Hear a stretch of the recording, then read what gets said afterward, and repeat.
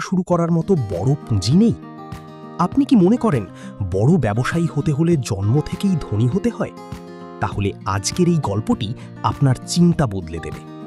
কারণ আজ আমি বলবো এমন একজন মানুষের গল্প, যিনি সাধারণ পরিবার থেকে উঠে এসে গড়েছেন হাজার হাজার কোটি টাকার সাম্রাজ্য। তিনি হলেন মুকেশ আম্বানি। আজ তিনি বিশ্বের অন্যতম ধনী ব্যবসায়ী, কিন্তু তার শুরুটা মোটেও সহজ ছিল না।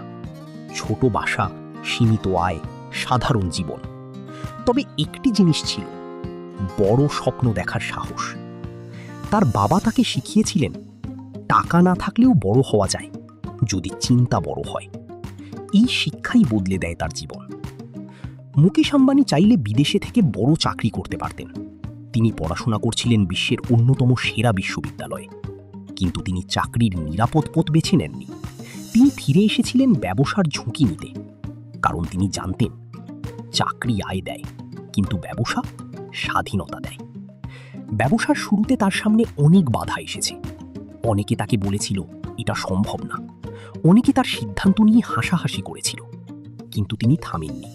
কারণ তিনি বিশ্বাস করতেন, যেখানে অন্যরা ভয় পায় সেখানেই সবচেয়ে বড় সুযোগ লুকিয়ে থাকে।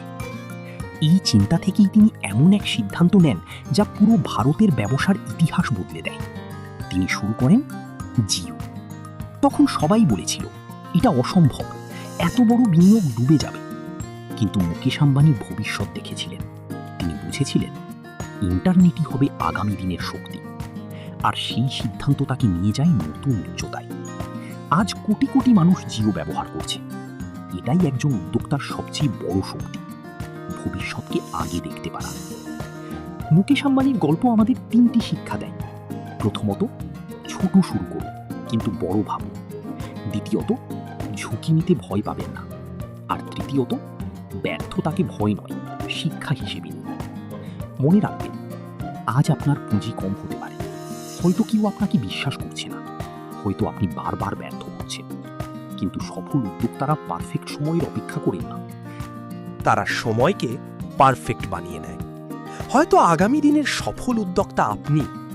শুরু করুন আজই, কারণ একদিন আপনার সাফল্যের গল্প মানুষ শুনবে। শেষে শক্তিশালী সিটিএ টোনে বলুন, আপনি কোন ব্যবসা শুরু করতে চান? কমেন্ট করে জানান। আর এমন বিজনেস মোটিভেশন স্টোরি পেতে বিজনেস উইলস সাবস্ক্রাইব করুন। ধন্যবাদ।